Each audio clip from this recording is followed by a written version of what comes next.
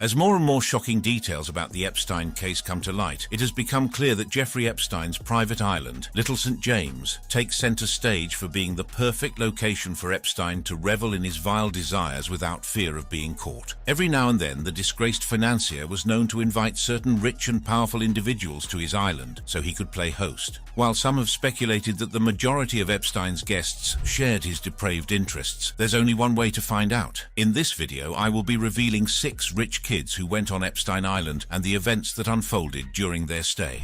Leslie Wexner.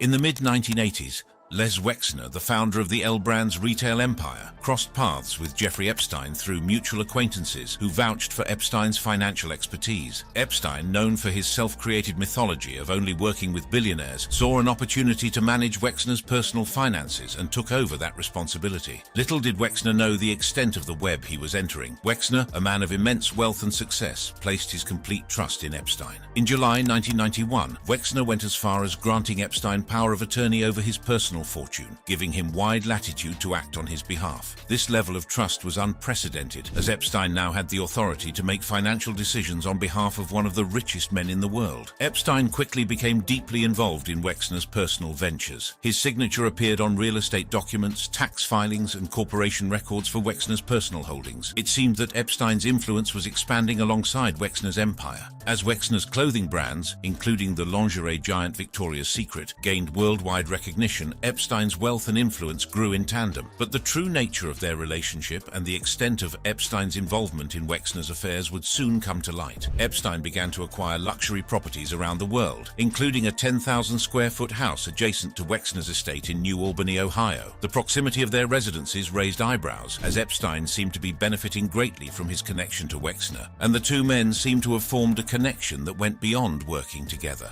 One of the most intriguing properties in Epstein's portfolio was a palatial mansion located at 9 East 71st St. on Manhattan's Upper East Side. Property records showed that Wexner had initially purchased the property through a company he owned in 1989. However, Epstein claimed in a 1996 interview with the New York Times that he owned the property, boasting about his ownership. Conflicting accounts emerged, with Wexner's spokesperson stating that Wexner never resided at the residence and only sold his stake in the company that owned the property to Epstein in 1998. The conflicting accounts concerning the ownership of the Manhattan mansion raised questions about the true nature of the relationship between Wexner and Epstein. To the outside world, it appeared that Epstein was the one benefiting from the property, hosting parties and making it known that he owned it. The details surrounding the transfer of ownership and the benefits Epstein accrued from the property further deepened the mystery. The one thing that became obvious following the debacle was that the financial entanglement between Wexner and Epstein went beyond real estate. Criminologist Tom Volshow and financial investigative journalist Roddy Boyd uncovered a web of trusts connected to Wexner that listed Epstein as a trustee. These trusts, with names like health and science interests, arts interests, and community interests, received large gifts of stock in Wexner's company,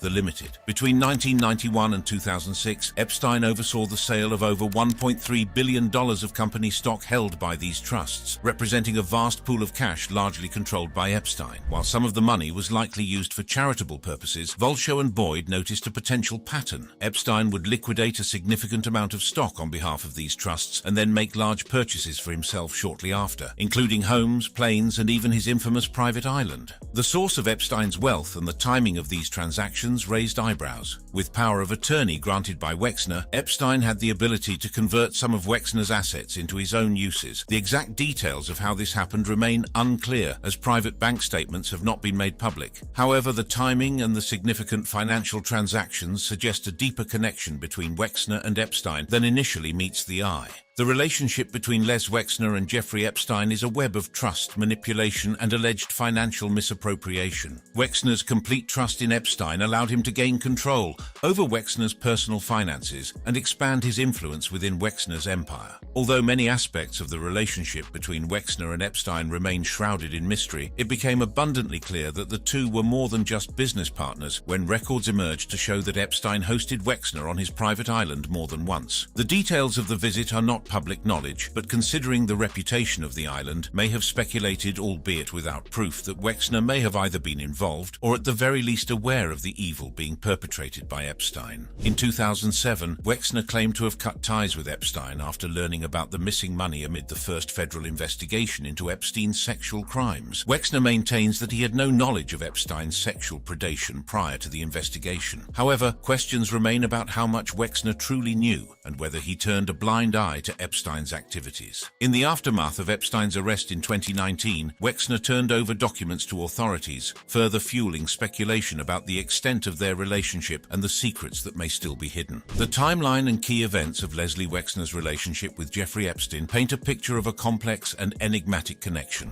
Reid Hoffman. Reid Garrett Hoffman was born on August 5, 1967 in Palo Alto, California. From a young age, Hoffman showed a keen interest in technology and entrepreneurship.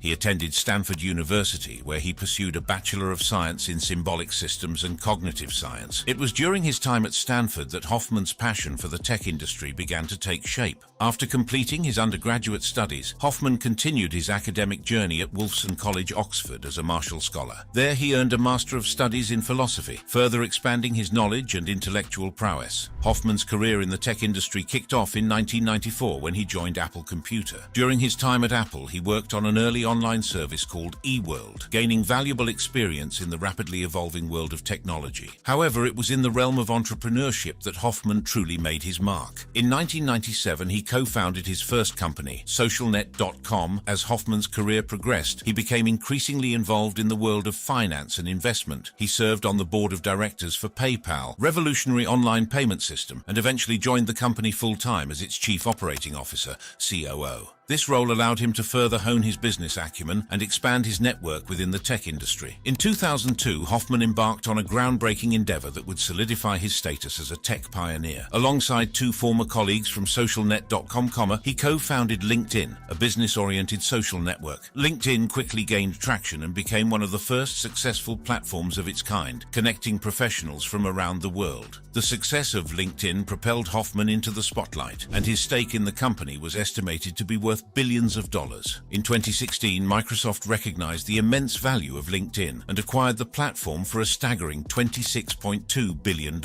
As part of the acquisition, Hoffman joined the board of Microsoft, further cementing his influence in the tech industry. Hoffman's impact extends beyond his involvement with LinkedIn. He has been a driving force in the artificial intelligence (AI) industry, recognizing its potential to revolutionize various sectors. As a founding investor in OpenAI, an AI research company, Hoffman has been at the forefront of advancements in this cutting-edge field. In 2022, Hoffman co-founded Inflection AI, a startup focused on developing AI software products. Through this venture, he continues to champion the development of AI and its potential to solve complex societal problems. Beyond his entrepreneurial ventures, Hoffman is a prolific angel investor, providing financial support to numerous companies across various industries. Hoffman's contributions to the tech industry have not gone unnoticed. He is a published author with books like The Startup of You, The Alliance, and Blitzscaling to his name. These books provide valuable insights into career development, talent management, and the rapid growth of successful companies. In addition to his literary endeavors, Hoffman hosts two popular podcasts, Masters of Scale and Possible. Hoffman's impact extends beyond the business world. He is actively involved in philanthropic efforts, serving on the boards of organizations such as Kiva.org, Endeavor Global, and New America. Through his generous donations, he has made a significant impact in areas such as education, entrepreneurship, and combating food insecurity. Despite his remarkable achievements, Hoffman has not been immune to controversy. His name has been linked to Jeffrey Epstein, a convicted sex offender, after news of his visit to Epstein's private island came to light. Little St. James Island, located in the Caribbean, has gained notoriety due to its association with the convicted sex offender Jeffrey Epstein. This private island, often referred to as Pedophile Island, was a playground for the rich and powerful, where Epstein allegedly engaged in illicit activities. It is within this context that Reid Hoffman's visit to the island raises eyebrows and sparks intense speculation. In 2011, Hoffman, accompanied by Joy Ito, the former director of the MIT Media Lab, made a trip to Little St. James Island. The purpose of their visit was to raise funds for the MIT Media Lab, a renowned research institution. However, the association with Epstein's Island immediately drew attention and raised questions about Hoffman's judgment and ethics. The visit came to the knowledge of the general public when Epstein's infamous calendar, which documented documented his social engagements, was made public.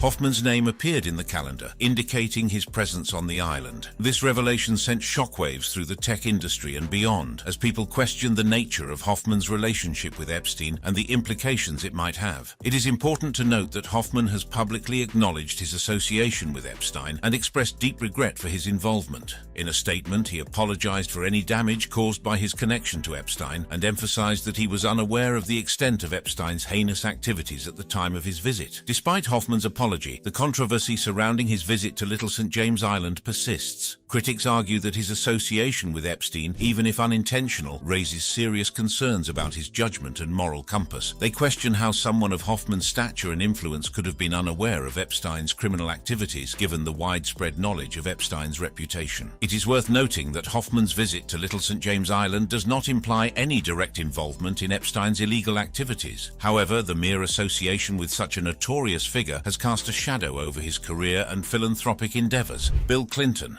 To fully understand the complicated relationship between former US President Bill Clinton and Jeffrey Epstein, it's important to go back in time to the early 2000s when Epstein was at the height of his power and influence. It was during this time that Epstein's private plane, famously dubbed the Lolita Express, became a symbol of his extravagant lifestyle and the gateway to his private island, where he allegedly engaged in illicit activities with underage girls. There are several varying accounts of when and how both men met and developed a friendship, but the public became privy to the close relationship between two following the first trip that Clinton took on Epstein's plane in 2002, shortly after leaving the presidency. It is reported that Clinton traveled to Africa on a humanitarian mission, accompanied by Epstein. The purpose of this trip was to promote the work of the Clinton Foundation and raise awareness about important issues facing the continent. But as the media continues to dig deeper, it has come to light that there is more to these trips than meets the eye. Some sources suggest that Clinton's association with Epstein went beyond philanthropy and entered into a realm of questionable activities. Rumors and speculation have swirled, suggesting that Clinton may have been involved in the illicit activities that Epstein was later convicted of. These rumors have been fueled by the emergence of recently unsealed court documents about the Epstein case. The documents revealed some shocking allegations and shed light on the involvement of prominent figures, including Bill Clinton. While these documents do not explicitly accuse Clinton of any wrongdoing, they do mention claims made by Epstein that Clinton likes young girls. According to the unsealed documents, Clinton allegedly flew on Epstein's private plane on multiple occasions, significantly more than the public initially thought. This private jet served as a luxurious mode of transportation for Epstein and his wealthy and influential friends, providing them with a discreet means of travel. But what was Clinton doing on this plane? Why would a former US president associate himself with a man like Epstein? These questions have left many perplexed and curious about the nature of their relationship. Some speculate that Clinton's involvement with Epstein may have been purely innocent, while others believe there may be more to the story. The unsealed documents mention that Clinton took several rides on the Lolita Express in 2002 and 2003, raising eyebrows and fueling speculation about his knowledge of Epstein's illegal activities, or even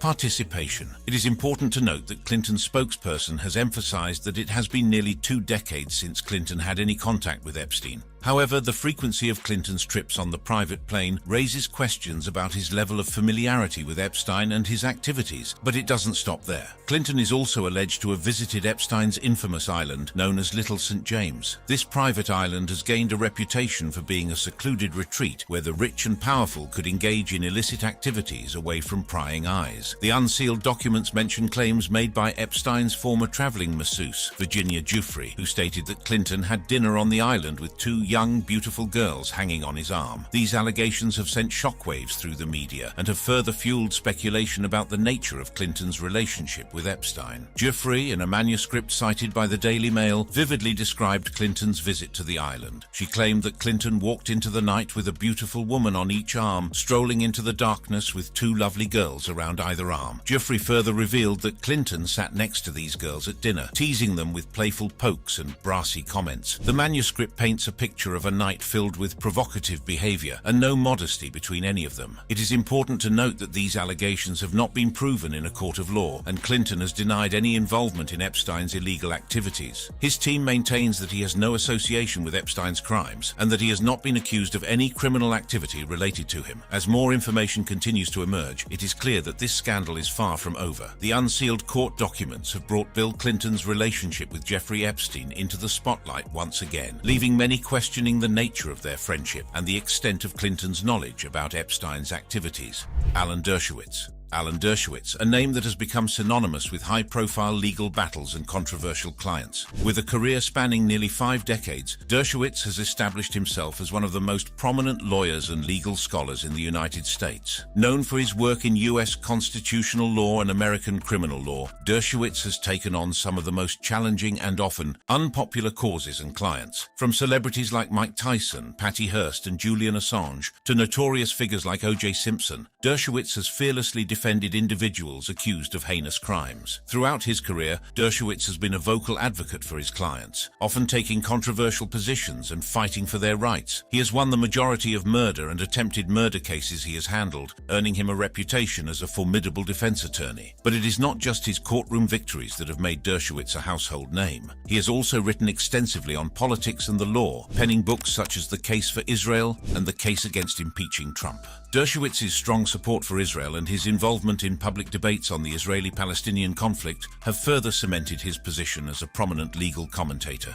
Over the years, Dershowitz has represented a wide range of clients, from Harry Reams to Julian Assange, Harvey Weinstein, and even Donald Trump. His willingness to take on challenging cases and his commitment to defending the Constitution have made him a sought-after legal expert and a controversial figure in the public eye. Dershowitz's involvement in high-profile cases, combined with Epstein's connections, created a dynamic where their paths would intersect on multiple occasions. When the two men eventually crossed paths, they developed a rather complex relationship. After getting to know each other, Alan Dershowitz and Jeffrey Epstein were not just acquaintances, they became close friends. Their friendship spanned many years and was marked by shared interests and connections in the legal and social spheres. Both Dershowitz and Epstein were highly influential figures in their respective fields. Dershowitz, a renowned lawyer and legal scholar, and Epstein, a wealthy financier with connections to powerful individuals from various industries. During their friendship, Epstein's private island, Little St. James, became a meeting place for the rich and powerful, and Dershowitz was no stranger to this exclusive retreat. It is on this island that some of the alleged illicit activities took place, according to the recently unsealed documents pertaining to the Epstein case. The documents, which have brought to light several details about Epstein and his associates, have revealed a dark and disturbing side to Dershowitz's involvement with Epstein. One of the most serious allegations is that Dershowitz not only knew about Epstein's activities, but also participated in them. Dershowitz allegedly engaged in sexual relations with a minor, identified as Jane Doe #3, who was forced by Epstein to have sexual encounters with powerful individuals. According to the documents, Dershowitz is accused of having sexual relations with Jane Doe #3 on numerous occasions while she was a minor.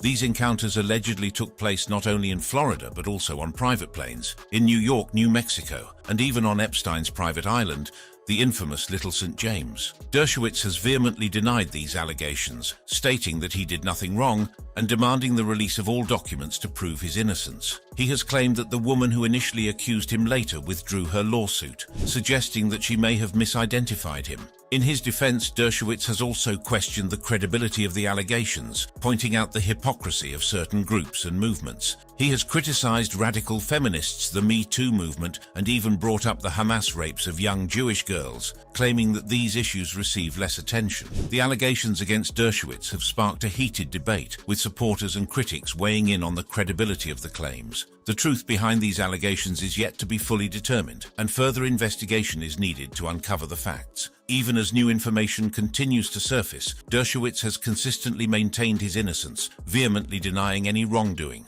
He has emphasized that he was not aware of Epstein's illegal activities and that he had no involvement in them. The allegations against Dershowitz, coupled with the ongoing investigations into Epstein's network, have raised significant concerns and cast a shadow over their friendship. The true nature of their relationship and the extent of their involvement in each other's lives continue to be subjects of scrutiny and investigation. Jean-Luc Brunel. In the late 1970s, Jean-Luc Brunel began his career as a modeling scout for Carin Models, a prestigious agency in Paris. With his keen eye for talent and his ability to spot potential in young models, Brunel quickly rose through the ranks. By 1978, he had become the head of Carin Models, solidifying his position as a prominent figure in the fashion industry. During this time, Brunel's reputation as an abuser of young models began to emerge. In a shocking 60 Minutes investigation in 1988, several American models came forward with allegations of sexual assault against him. These brave women described a culture of abuse and exploitation fostered by Brunel, where models were routinely drugged and subjected to sexual abuse. Despite the allegations, Brunel's career continued to flourish. In 1988, he and his brother Arnaud founded the Next Management Corporation, a global modeling agency. The Brunel brothers, along with Faith Cates, formed the Next Management Company in 1989, with Cates owning a majority stake in the company. However, their partnership was short-lived, as Brunel split off from Next Management Company in April 1996, leading to a legal battle between the Brunel brothers and the company. It was during the early 2000s that Brunel's association with Jeffrey Epstein began. Epstein, a billionaire financier with a notorious reputation, had a keen interest in the fashion industry and sought to establish his own modeling agency. Brunel, with his extensive connections and experience, seemed like the perfect partner for Epstein's venture. Epstein provided Brunel with substantial financial support, reportedly giving him up to $1 million in 2004 to help launch a new modeling agency called MC2 Model Management. With Epstein's funding, Brunel transformed Karen Model's US division into MC2 Model Management, opening offices in New York City and Miami in 2005. The agency's name MC2 was a nod to Epstein, referencing Einstein's equation for mass energy equivalency, E = mca2. It was a subtle yet chilling reminder of the power dynamics at play in Epstein's world. Under the umbrella of MC2, Brunel's agency represented numerous high-profile clients, including Nordstrom, Macy's Inc., Saks Fifth Avenue, and Neiman Marcus, among others. The agency's success and connections allowed Brunel to further expand his influence in the fashion industry. However, as Brunel's career soared, so did the allegations against him. Virginia Roberts-Giuffre, one of Epstein's accusers, claimed in a 2014 court filing that Brunel had sexually trafficked girls for Epstein. She alleged that Epstein had bragged to her about sleeping with over 1,000 of Brunel's girls. Brunel vehemently denied any involvement in illegal activities with Epstein, stating that he strongly denied having committed any illicit acts or wrongdoing in his work as a scout or manager of model agencies. However, flight logs from Epstein's private plane revealed that Brunel had been listed as a passenger on 25 trips between 1998 and 2005. Furthermore, Brunel's frequent visits to the jail where Epstein was held in 2008 raised eyebrows. Records show that he made at least 70 visits to the facility during that time, further fueling speculation about the nature of their relationship. In 2015, Brunel sued Epstein, claiming that he and MC2 had suffered significant losses in the modeling business as a result of Epstein's illegal actions. He also alleged that Epstein had obstructed justice by directing him to avoid having his deposition taken in the criminal case against Epstein. However, the lawsuit was ultimately dismissed, leaving many unanswered questions about the extent of Brunel's involvement in Epstein's activities. As the allegations against Epstein and his associates continued to mount, Brunel's reputation became increasingly tarnished. In 2019, he was named in court documents from a civil suit filed by Virginia Roberts-Giuffre against Ghislaine Maxwell, Epstein's alleged accomplice. The unsealed documents shed light on Brunel's alleged role in the sex trafficking ring orchestrated by Epstein and Maxwell. Brunel's last public appearance was on July 5, 2019 at the Paris Country Club. Following Epstein's death in August 2019, Brunel went into hiding, prompting the French National Police to launch an investigation into his activities. In September 2019, his Paris home and offices were searched by French investigators as part of a probe into sex trafficking by Epstein. Finally, on December 16, 2020, Brunel was intercepted by police at Charles de Gaulle Airport in Paris as he attempted to board a flight to Dakar, Senegal. He was placed under custody for questioning in relation to rape, sexual assault, criminal conspiracy and human trafficking, all involving minors. Tragically, Brunel's life came to a sudden end on February 19, 2022, when he was found dead in his jail cell in La Santarcy prison. The cause of death was reported as suicide by hanging. The shocking revelations surrounding Jean-Luc Brunel's early career and his association with Jeffrey Epstein have shed light on the dark underbelly of the fashion industry and the disturbing connections that allowed such abuses to persist. In the next section, we will delve deeper into the allegations against Brunel and the speculation surrounding his activities on Epstein's private island, Little St. James, Prince Andrew. In order to understand The shocking allegations surrounding Prince Andrew's relationship with Jeffrey Epstein and his scandalous visits to Epstein Island, it is important to delve into the timeline of their association. Let's take a closer look at the key events that unfolded over the years. It all began in the early 1990s when Prince Andrew first crossed paths with Epstein, who at the time was well known for his connections to the rich and powerful. Their introduction came through their mutual friend Ghislaine Maxwell, who would later become a central figure in the scandal. As their friendship grew, Prince Andrew found himself drawn into Epstein's world of luxury and excess. The two men were often seen together at various social events and parties, rubbing shoulders with the elite. However, it wasn't until the early 2000s that the true nature of Epstein's activities began to surface. In 2005, Epstein was charged with multiple counts of sexual abuse involving underage girls. Despite the mounting allegations, Prince Andrew continued his association with Epstein. In fact, he even visited Epstein's various properties around the world, including his luxurious mansion in Palm Beach, Florida, and Epstein Island.